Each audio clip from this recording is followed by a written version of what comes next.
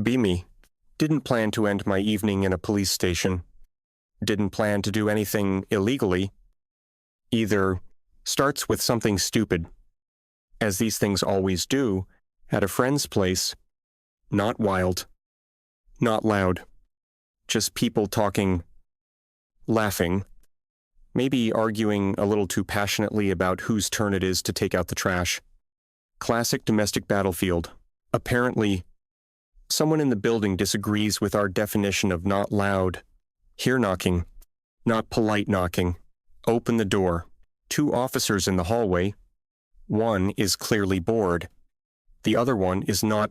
She's calm, focused, professional. Uniform fits perfectly. Hair pulled back. Expression neutrale. She scans the room once, then looks straight at me. Evening. She says, "We received a noise complaint." Me. Brilliant conversationalist. Nod. Okay. That's it. That's my whole response. No explanation. No apology. She raises an eyebrow. Just okay. My brain chooses the worst possible path. What would you prefer, a dramatic confession? Bored officer snorts. She doesn't, but the corner of her mouth twitches. Think we're done. Think this ends with keep it down. Think wrong. 10 minutes later, the situation somehow escalates. Not because I resist. Not because I argue. It escalates because I say the wrong thing at the wrong time. My special? She's giving the standard talk. Tone-controlled. Eyes level. I decide to contribute. I don't think this requires handcuffs. I say calmly. She looks at me. Oh, she replies. And why is that? Me. Completely serious. Because I'm not a flight risk. Silence. Then. Sir. She says. Please turn around. I blink. Realize I may have miscalculated the comedic timing. Wait. What? Hands behind your back. Bored officer mutters. Oh. This is going to be good. Thanks.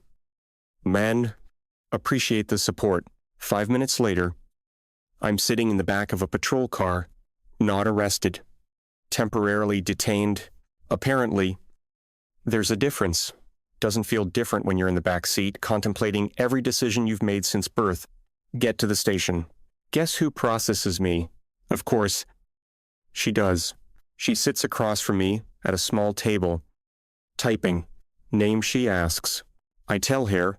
She pauses, looks up. Occupation. I answer. She hums thoughtfully. You don't look like trouble. I do the small smile thing. People say that a lot. She finally looks directly at me. Do you understand why you're here? I consider it. Choose honesty. Because I opened my mouth? This time, she actually smiles, like she hates that it happened. But it happened anyway. And that's when I realize something important. This night is already way more interesting than I expected. That feeling, when your bad decisions come with plot development, if this were a real interrogation, I'd already be dead. She's still typing, like she's thinking more than necessary, like she's not just filling blanks, like she's measuring me against some internal scale labeled annoying but tolerable. She says, eyes still on the screen. So you live in the building where the complaint came from? Yes. You were present during the noise disturbance? Yes. You admit you made a joke while being questioned? Not guilty. She finally looks up. I didn't say joke. Trust me. I reply. It was definitely a joke. Her lips pressed together. She's trying not to smile. I can tell. She leans back in her chair. Do you often joke with police officers? Only the ones who look like they can handle it. That earns me a look. Not angry. Assessing. You're very calm. She says, I don't panic easily. Why not? I shrug. Panic doesn't help. She nods slowly. Like she approves. From somewhere behind us, muffled laughter. A colleague. Definitely listening. She clears her throat. Focus. I raise my hands a little. Focused. She asks more routine questions. Nothing serious. Basic information. Basic procedure. She says, "You don't seem like someone who causes trouble." I answer, "I don't. I just stumble into it." She considers that, like she's seen that exact type before, then sighs. "All right." She stands, and for a second, I think I'm about to be sent to some holding cell for the crime of being myself. She adds, "For the record, I'm releasing you with a warning." I smile, relief plus amusement mixing into one expression. Does that mean I'm free to go? Yes. But, she says, pointing at me, "Next time, keep the noise down." I stand up, brain immediately reaches for the dumbest line available. "Next time, I'll whisper." She shakes her head, amused despite herself, like she's disappointed in me, but also entertained. I start walking toward the exit. She calls after me, "Hey." I turn. She hesitates for half a second, tiny pause, then asks, "Do you always end up in strange situations?" "Ik niet. Only on nights that start out normal." She watches me leave, and I know, without knowing why, this isn't the last time I'll see her. My face, when the warning feels like an invitation, that feeling when you can't prove it, but you can feel it. 3 days later, coffee shop. I'm in line, half awake, debating whether caffeine is enough. Answer, probably not. But we try anyway. Hear a familiar voice behind me. "Please tell me you're not being loud again." I turn. Of course. It's Hair. She's in civilian clothes this time. Jeans. Hoodie. Hair loose. Still unmistakably her. I raise my hands. I swear I'm behaving. She smirks. Good. I'm off duty. I glance around like there's a hidden camera. Does that mean I can relax? That depends. She replies, "Do you plan to cause trouble? May choosing violence? Only emotionally." She laughs. Place is full. 1 chair left. We end up sitting at the same table. Not planned. She sips her coffee. "So?" She says, "You're not usually in police stations, not unless the universe is bored." She tilts her head. Interesting theory. We talk about nothing important, and somehow everything. She tells me about her job. I tell her about mine. She listens. Time passes weirdly fast. Like someone hit skip on the awkward parts. We stand to leave, and she hesitates. "Hey," she says, "about the other night." I smile. No hard feelings. "It was memorable." She chuckles. "Good." Then quieter. "Maybe we'll run into each other again." "Ikren." Seems likely. 2 days later. Grocery store. See her. A week later. Near the gym. See her. Ons. Walking past my building. See her. By the 4th coincidence, I stop pretending. "So, Isai, should I start carrying my ID everywhere?" She smiles. "Wouldn't hurt."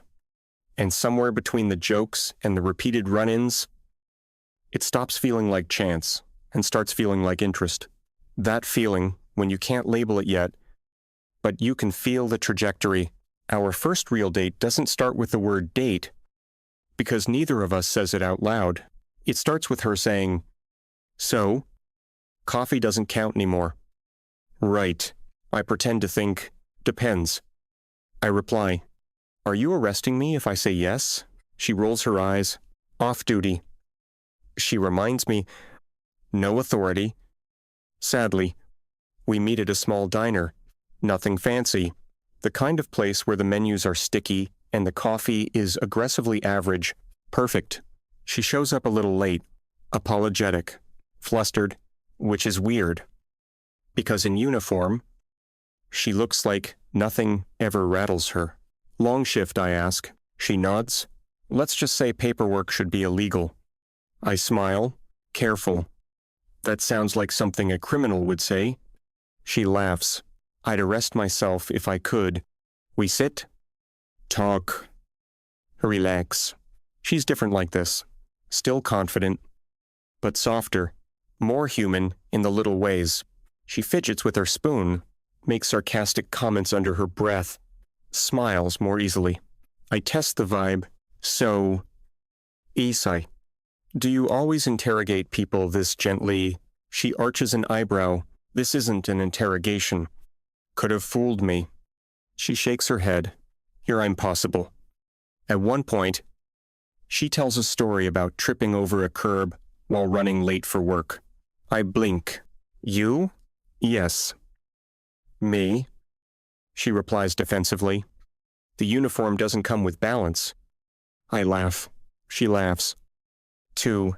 And suddenly, this doesn't feel like cop, and the guy she detained once. It feels like two people, just two people in a sticky menu diner making each other laugh.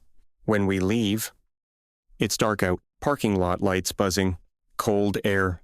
She hesitates by her car. This was nice. She says, yeah, I agree. It was. She looks at me like she's considering something, like there's a sentence in her head she's deciding whether to say. Then she shakes her head. Drive safe. She says, always do. She gets in, pulls away, and I realize something important. I didn't think about police rules or stations or warnings. I just thought about how much I want to see her again. Thought dating would be fun. Turns out it's educational.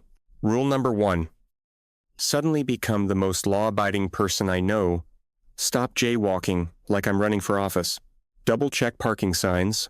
Actually read fine print. Why? Not because she tells me to. Because every time I don't, she just looks at me. Is that seatbelt clicked? She asks. Casual? Yes. I respond at the speed of guilt. She smiles. Good. Feel my soul straighten its posture. Rule number 2. Everything can and will become a joke about arresting me. I'm late. Careful. She says, obstruction of justice. I steal a fry. That's theft. I kiss her in public. She squints like I'm a suspect. Suspicious behavior? Tell her she's enjoying this too much. She doesn't deny it. Terrifying. Friends find out quick. Max nearly chokes on his drink. You're dating a cop. Police officer. I correct. Chris nods like he's solving a case. That explains why you're suddenly boring. Thanks. Bro. She meets them a week later in uniform by accident. Max freezes. Is this a sting operation? She smiles politely. No. Then looks at me. Unless you're hiding something. I shrug. Only bad habits. Max looks at me like I'm already dead. Despite the jokes, it gets real. She checks in after my long days. I listen when she's quiet after tough shifts. We don't talk much about her work, but I can tell when it sits heavy on her. One night, she falls asleep on my couch mid-movie. Don't move. Just sit there listening to her breathe. Thinking, this feels easy. Walk her to her car later. She pauses like she's choosing words carefully. You know, she says, I don't usually mix work and personal life. Raise an eyebrow. Am I a bad influence? She smiles soft. No. You're a good one. And it hits, this isn't a joke anymore. Not a funny story for later. This is someone I'm starting to care about. A lot. Start noticing the quiet moments. The ones she doesn't cover in sarcasm. Sometimes she comes over after a late shift and barely speaks, kicks off her boots, sinks into my couch, just exhales, just tired. I tell her once, you don't have to entertain me. She looks surprised. I know. She says, that's why I'm here. That sentence lodges in my chest. Permanent resident. She starts leaving things at my place. A hoodie. A toothbrush. A mug she insists is hers now. I claimed it. She says, cop rules. Apparently, eminent domain is romantic now. One night, we cook together. By together, I cook and she supervises. That's too much salt. She says, it's not. She tilts her head. Do you want me to cite you? Laugh. Abuse of power. She smiles like that's her love language. Later. We're sitting on the floor, eating because we forgot the table exists. She goes quiet. I look over. You okay? She nods. Then shakes her head. Some days are harder than others. Don't push. Just move closer. Be present. Like that's the whole job. After a while, she says, people think I'm tough. Quiet. They don't see this. Meet her eyes. I do. She watches me carefully. That night, she falls asleep with her head on my shoulder. Realize something. She doesn't need me to fix anything. She needs me to stay. And for the first time, the idea of staying long-term doesn't scare me. It feels right. Notice it before she says it. She's quieter. Not tired. Different. Pushes food around. Doesn't eat. Says, I'm fine. Says it twice. That's how I know she's not. Tell her. You're thinking too hard. She looks at me, then away. Maybe. A few days later, she calls. Middle of the afternoon. That never happens. Hey. She says, voice steady. Can you come over after work? Of course. Isai. What's wrong? I don't know yet. She says, but I think something's up.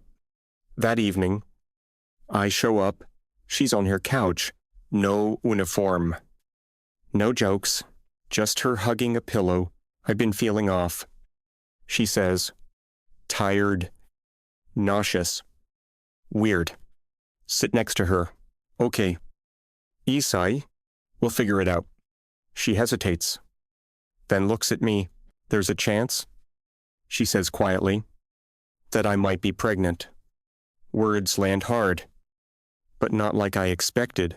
First thought isn't panic. It's clarity. Take a breath. All right? Isai. She blinks. That's it. Nod. That's it. You're not scared. I am. I admit, but not of that. She waits. I'm scared of you thinking you're alone in this. Isai, because you're not. Her eyes soften. I didn't want to assume anything. She says, I needed to know where you stand. Reach for her hand. I'm right here. She squeezes my fingers, doesn't say anything else. Doesn't need to. Later that night, lying next to her, stare at the ceiling, thinking responsibility, timing, how weird life is. Didn't plan this. But for the first time in a long while, I don't feel like running. Test confirms it. 2 lines. Clear. She stares at it, then looks at me. Well, she says quietly, I guess you're officially in trouble now. Smile, if that's the charge. Isai. I plead guilty. After that, all things move forward. She tells a few people at work, carefully, reactions, shock, jokes. One colleague looks at me and goes, so, you're the guy from the noise complaint. I nod, like I'm in court. Yes. Sir. He laughs. I survive another day. I go to appointments with her, learn more medical words than any man should. Also learn, I'm terrible at hiding nerves. She squeezes my hand once. You're doing fine. She says, you don't need to be calm all the time. I know. I sigh. I just want to be reliable. She smiles. You already are. Feel my chest do something stupid. Some nights we laugh. Some nights we're quiet. Sometimes she falls asleep mid-sentence. Sometimes I just watch her breathe and think, how is this real? One evening, she catches me zoning out. What? Shrug. Still weird to think this started because I talked back to a cop. She smirks. You talked back to me. Worst decision of my life. Isai. She raises an eyebrow. Liar. Later. We're sitting together. Her head on my shoulder. She says softly, you know. I'm glad it was you. Don't joke this time. Me. Too. Didn't plan this future. Didn't expect it. Didn't see it coming. But sometimes the dumbest mistakes, the smallest misunderstandings, lead you exactly where you're supposed to be. And if getting temporarily detained was the price, I'd do it again. No hesitation. That feeling when you become law-abiding because you fell in love with the person who can legally ruin your day. Nobody tells you the truth about babies. They hit you with, "It's beautiful, and you'll figure it out." And sleep when the baby sleeps. Last one is a scam because when baby sleeps, you're either cleaning, eating, or staring at the baby to confirm it still has a soul in there. Speedrun adulthood. Our son arrives like a tiny dictator, small, loud, determined. He doesn't cry. He issues demands like he's billing us by the minute. Girlfriend handles it with terrifying calm. Cop brain, but set to mom mode. Somehow worse. Me, improv actor with no script. But the audience is a baby, and it's furious. First night home, deux, tu bless, A. M. Baby starts screaming like we owe him money. Bolt upright like I got tased. Heart in throat, brain empty. Whisper shout to girlfriend. What do we do? She doesn't even open her eyes. Feed him. Me. Panicking. How do you know? Heya? Half asleep prophet. Because it's 200 A.M. That's what babies do. Look at baby. Baby looks back. Tiny face full of judgment. We develop shifts. She calls it a schedule. I call it survival. I become the night run guy. Diapers. Formula. The one specific pacifier he likes. The other pacifier he hates. The third pacifier he hates slightly less. Why are there so many pacifiers? 300 A.M. In a store wearing sweatpants. Face of a man who has seen war. Cashier looks at me. Looks at the baby carrier. Looks back at me. Cashier. First kid. Nod like a defeated soldier. She gives me the pity smile. I can tell. My face, when roasted by minimum wage, at 300 A.M. Accept my fate. Back home, girlfriend is in full mom mode. Different from cop mode, but somehow equally terrifying. Watch her calm the baby. Gentle voice. Steady hands. Like she was born with a built-in de-escalate tiny tyrant feature. Then, she turns to me immediately. Sanitize that bottle properly? Instant posture correction. Yes. Ma'am. She pauses. You just called me ma'am. Freeze. Brain buffering. It slipped. She narrows her eyes. Cop star activated. Are you scared of me? No. Pause.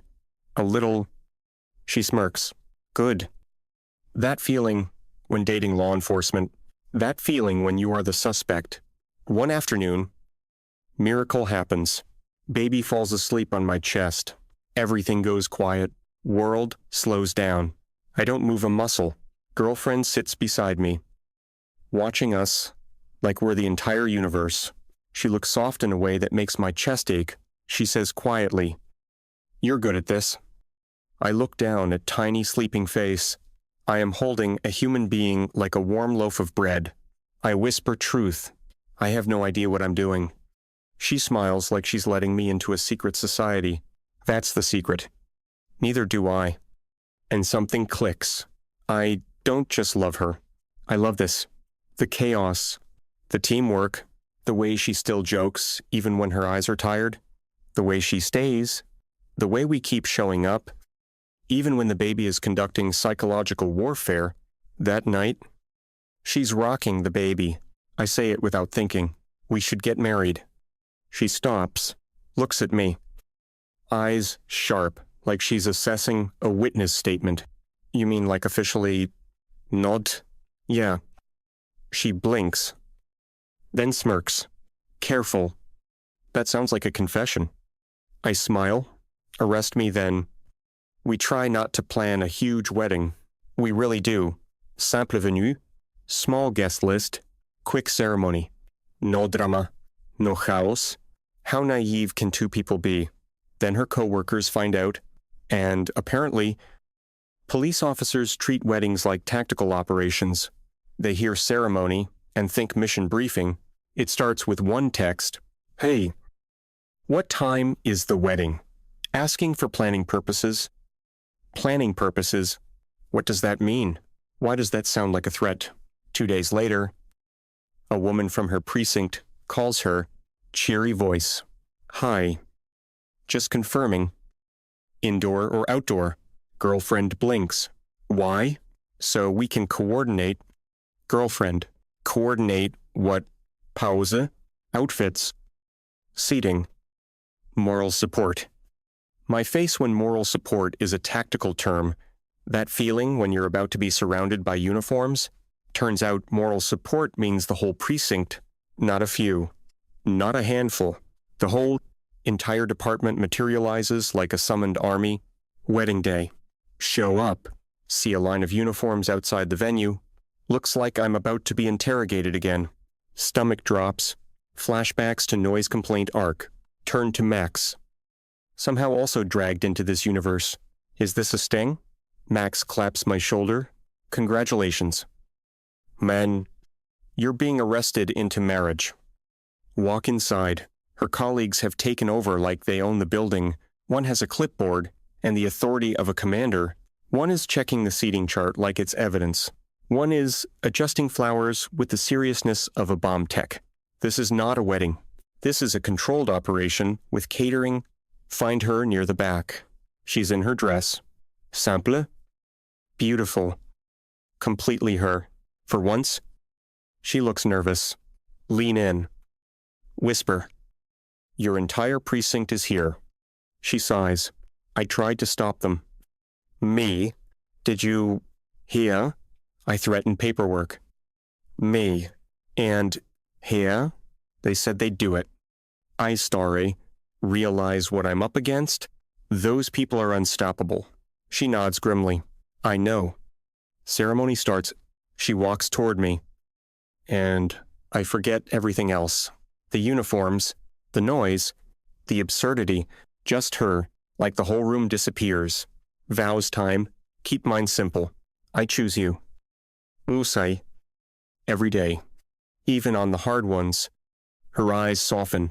Then she delivers hers with perfect timing. I choose you. And I promise not to arrest you again. Room laughs. Ikrin? Not even if I jaywalk. She leans in. Whispers like a threat wrapped in a kiss. Don't test me. We kiss. Applause erupts. Not polite wedding applause. Police applause sounds like a stadium. Someone whistles so loud, the baby startles. Nina is holding the baby. Immediately shushes him like a professional. Baby complies. Reception. Her captain raises a glass. Toasts like he's about to announce a verdict. To the groom. He says, I brace myself. He continues. Thank you for keeping her happy.